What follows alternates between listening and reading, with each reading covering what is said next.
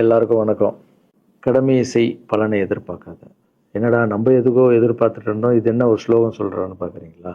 எந்த விஷயத்துக்காக நீங்கள் எதிர்பார்த்துட்டு இருக்கீங்களோ அதுக்கு முன்னாடி ஒரு ஸ்லோகம், ஒரு குட்டி கதை. ஏன்னா இந்த வீடியோ முடியும் போது அந்த ஸ்லோகத்துக்கும் அந்த குட்டி கதைக்கும் ஒரு லிங்க் இருக்குது, சரிங்களா? கடமை செய் பலனை எதிர்பார்க்காத, அதான் அந்த ஸ்லோகம். எனக்கு ரொம்ப பிடிச்சது. என்னடா இது, கடமையை செய்ய சொல்கிறாங்க, பலனை எதிர்பார்க்க வேணான்றாங்கல்ல. நிறைய பேருக்கு அந்த ஸ்லோகமில் ஒரு டவுட் ஒன்று இருக்குது. வேலை பண்ணுறோம், வேலைக்கேற்ற கூலியை எதிர்பார்க்கக்கூடாதா? இவ்வளோ கஷ்டப்பட்டு உழைக்கிறோம், சம்பளத்தை எதிர்பார்க்கக்கூடாதா அப்படின்னு. அந்த ஸ்லோகத்தோடைய முழு மீனிங் என்னன்னா, ஒரு கதையாக சொல்லிடுறேன். ஒரு பெரிய வீடு, ஒரு மிகப்பெரிய பணக்காரர். அவர் ரூமு மட்டும் க்ளீன் பண்ணுறதுக்கு ரெண்டு ஆட்கள் இருப்பாங்க.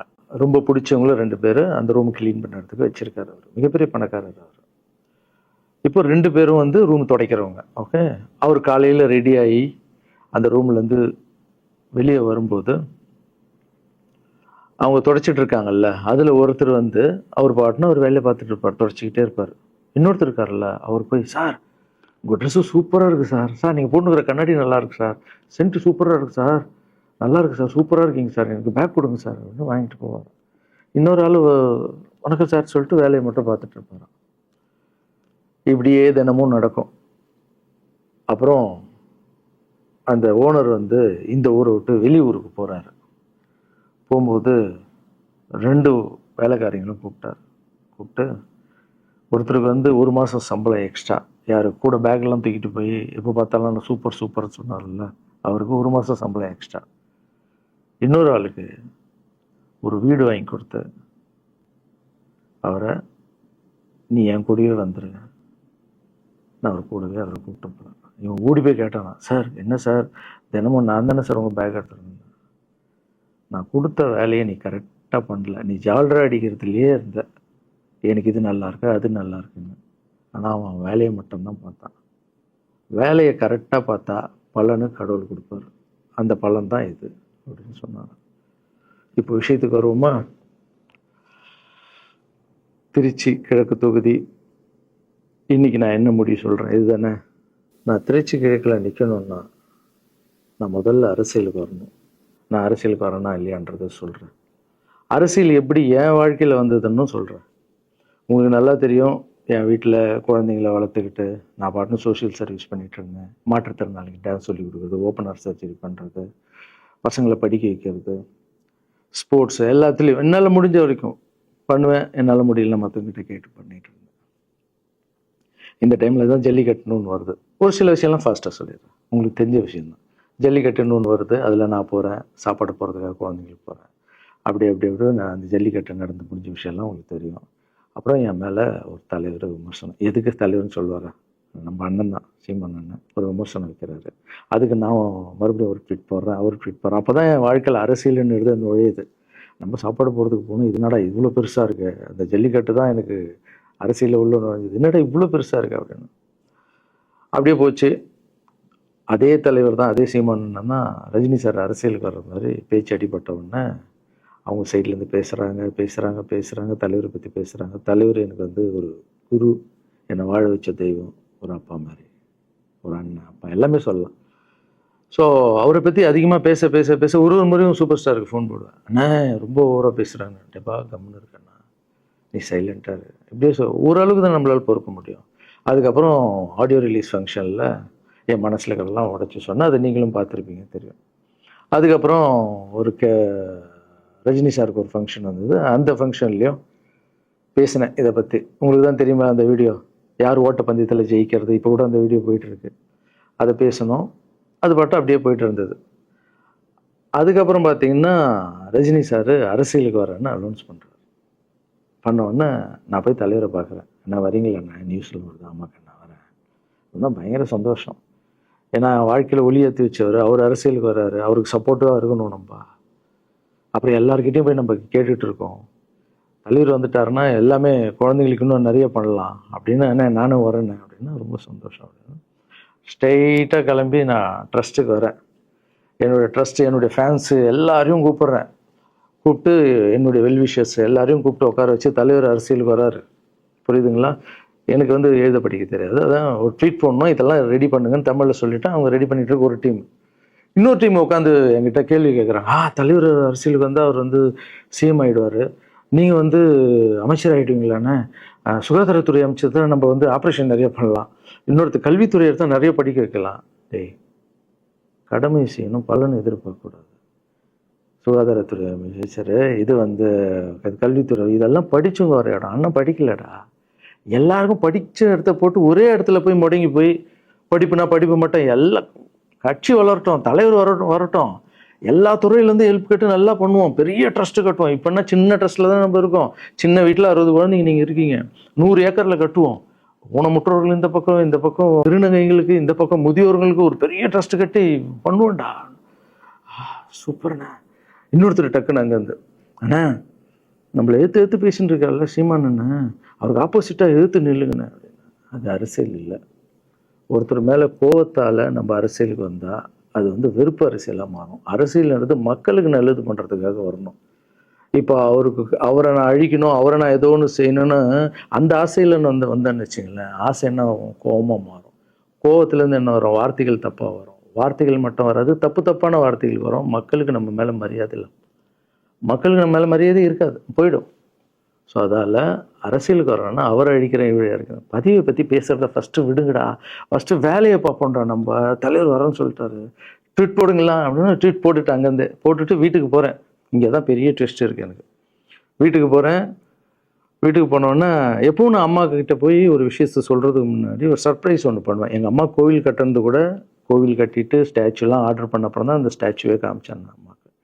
அதே மாதிரி அரசியல் விஷயத்துலையும் போய் சொல்லலான்னு அம்மாவை கூப்பிட்டு ஃபேமிலியெல்லாம் உட்கார வச்சு, அம்மா தலைவர் அரசியலுக்கு வர்றாரு, சரி கண்ணா, நானும் அரசியல் போடுறேன், இங்கே பரமா ட்வீட் போட்டிருக்கேன் அப்படின்னு. அம்மா முகம் டக்குன்னு மாறிட்டு ஓகே கண்ணா, ஓகே கண்ணா சாப்பிடலாம் அப்படின்னு எழுந்து போயிட்டாங்க. என்ன இப்படி போக மாட்டாங்களே, ஒரு விஷயத்த சொன்னால் சூப்பர் கண்ணான்னு பேசுவாங்கள்ல, 1 ஹவர் அதில் இருக்கிற நல்லது கெட்டது எல்லாம் பேசுவாங்க, என்ன போயிட்டாங்க அப்படின்னு ஒரு ஃபீல். சரி, இது உடம்பு சரியில்லை போல, அப்செட்டில் விட்டேன். அப்புறம் 2-3 நாள் அவங்ககிட்ட பேசவே மாட்டுறாங்க. கூப்பிட்டு, என்னம்மா உனக்கு பிரச்சனை, ஏதாவது தப்புன்னா அடின்னா அடிச்சிடுமா, என்னம்மா இப்படி பேசாமல் இருக்குன்னா, இல்லை கண்ணா நீ அரசியல் போனது எனக்கு பிடிக்கல அப்படின்றாங்க. ஏமா அரசியல் போனால் பிடிக்கல? இல்லை கண்ணா, அது ஒரு சாக்கடை, அரசியலுக்கு போகக்கூடாது, அது வந்து பணம் கொடுக்குறாங்க அரசியலுக்கு, ஓட்டு வாங்குறதுக்கு பணம் கொடுத்து தாங்க நான் ஜெயிக்கிறாங்க. அதுக்கப்புறம் ஜாதி இல்லைன்னுவாங்க, ஜாதி இருக்குது, மதம் இல்லைன்னுவாங்க, மதம் இருக்குது. அந்த சாக்கடைக்குள்ளே நீ போகாதப்பா. நம்மளுக்கு வாழ்க்கையை ஒளி வச்சு ஏற்றி வச்சவர் தாங்க நம்ம சூப்பர் ஸ்டார். அவர்கிட்ட என்னை கூப்பிட்டு போப்பா, நான் சொல்கிறேன், அவர் ஒரு ஆன்மீகவாதி, அவரும் அரசியலுக்கு வருவானா, இந்த வயசில் அவர் நிம்மதியாக இருக்கட்டும், எதுக்கு அரசியலுக்கு வர்றாரு, என்னை கூப்பிட்டு போ, அப்பாயின்மெண்ட் வாங்கி கொடுன்னாங்க. அப்பாயின்மெண்ட் வாங்கி கூடா?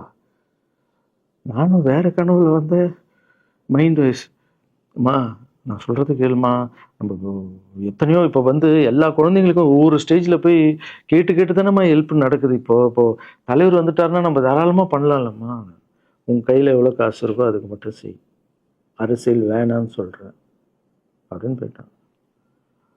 அந்த ஃபேஸ் வந்து அதுக்கப்புறம் அடிதான் நம்மளுக்கு. சரி, இந்த உலகத்தில் அம்மா மீறி பண்ணலாம், ஆனால் நான் உருப்பிட மாட்டேன், எனக்கு நல்லா தெரியும். இந்த உலகத்துலேயே எனக்கு யாருன்னா எங்கள் அம்மா தான். அது அம்மா இல்லை, எங்கள் கடவுள்னே சொல்லலாம், நான் எதிர்க்க பார்க்குற கடவுள். சரி, அம்மாவுக்கு சொல்லி புரிய வைக்கலாம். என்னடான்னு தலைவர்கிட்ட போய் எப்படி சொல்கிறது, பசங்கிட்ட ஒரு பயங்கர பில்டப் கொடுத்துட்டோம், அது இதுன்னு எல்லாம் வேற பார்த்துட்டு இருக்காங்க, என்ன பண்ணுறது. அந்த டைமை பார்த்து கொரோனா வருது.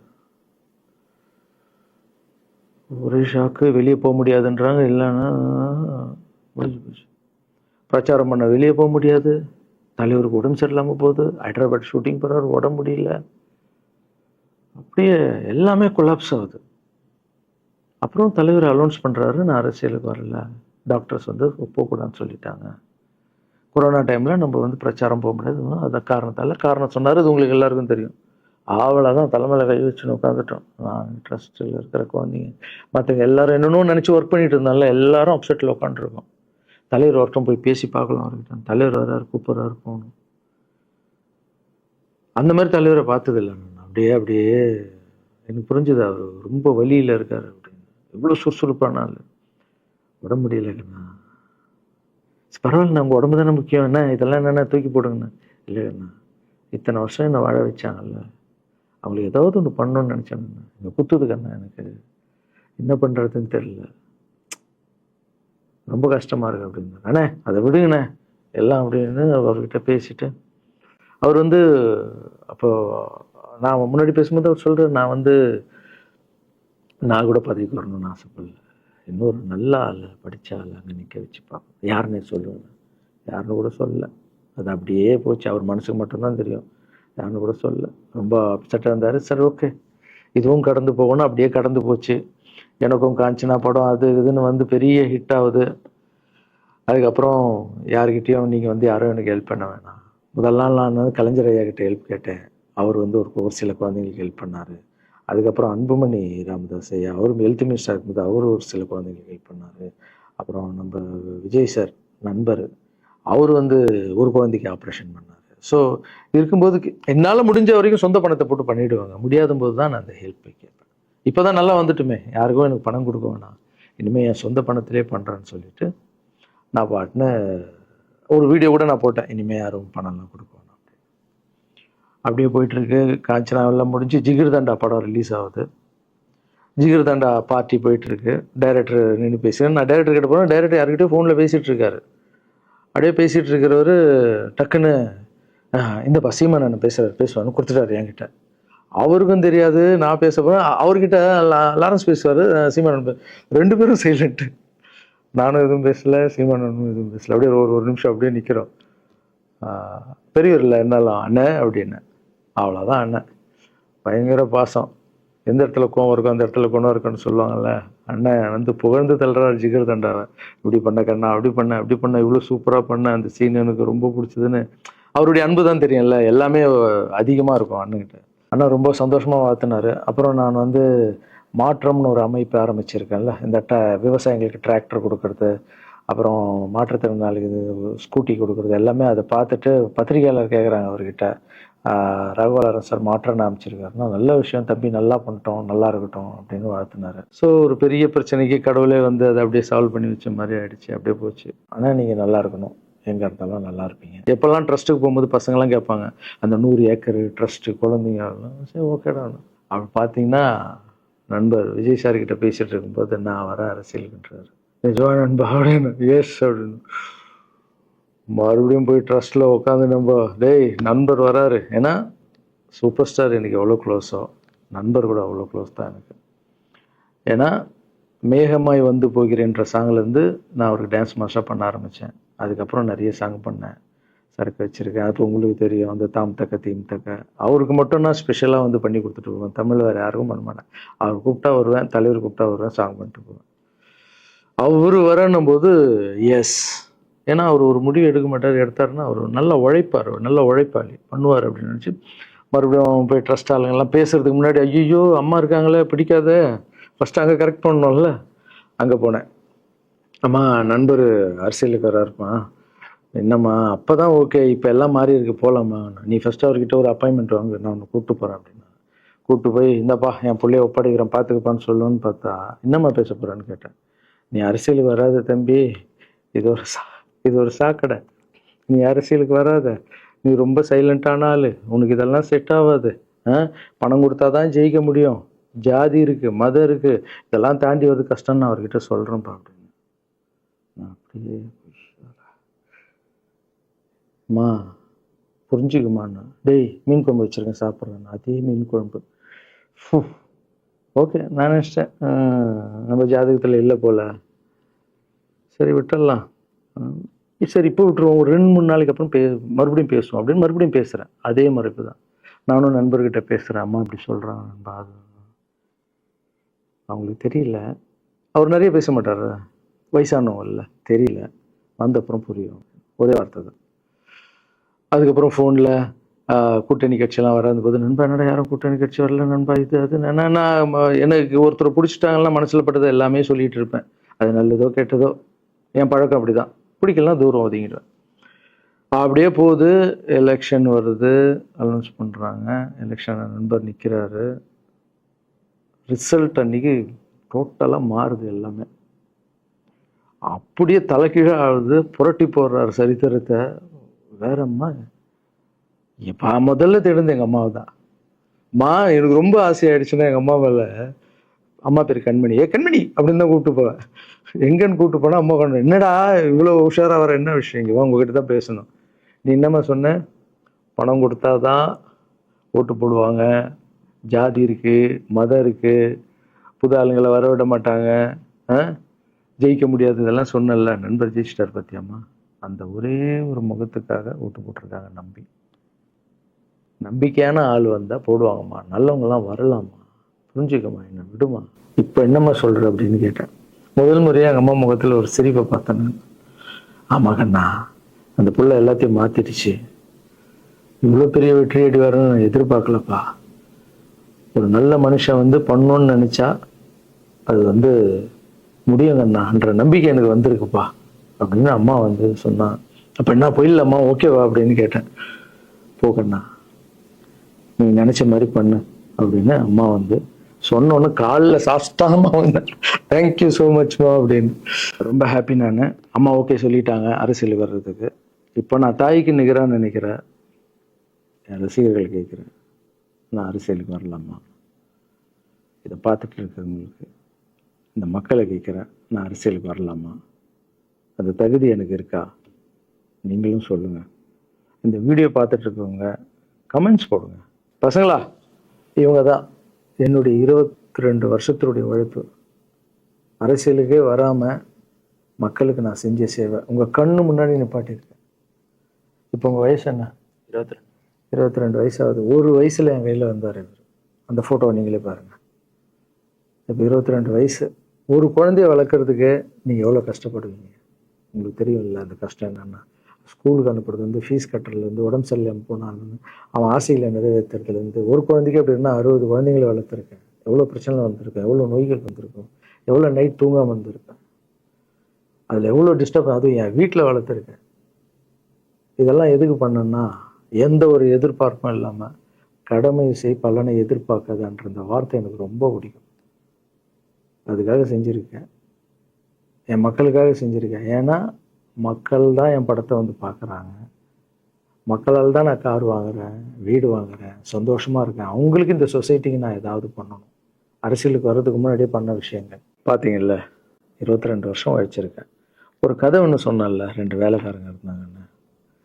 சின்சியராக யாருக்கும் ஜாலர் அடிக்காமல் எதுவும் பண்ணாமல் என் தொழிலுக்கு தர்மமாக, என் மக்களுக்கு தர்மமாக என்ன பண்ணணுமோ 22 வருஷம் உழைச்சி உங்கள் கண்ணு முன்னாடி நிப்பாட்டிட்டேன். அந்த ஓனர் ஒரு பலன் கொடுத்தார்ல, அந்த ஓனர் யார் தெரியுமா? கடவுள். அந்த கடவுளுக்கு தெரியும் எனக்கு என்ன பலன் கொடுக்கணும். இதுக்கு தான் அந்த கதை லிங்க் ஆகும்னு சொன்னேன். ஸோ நீங்கள் சொல்லுங்கள், நான் அரசியலுக்கு வரணுமா வேண்டாம்? வேண்டாம்னா வேணான்னு சொல்லுங்கள். வாப்பா, வாடாகண்ணா, வா நண்பா, வாங்கண்ணா அப்படின்னு சொல்லுங்கள். என் முடிவை நான் உங்களுக்கு சொல்கிறேன். உங்கள் முடிவுக்காக காத்திருக்கேன்.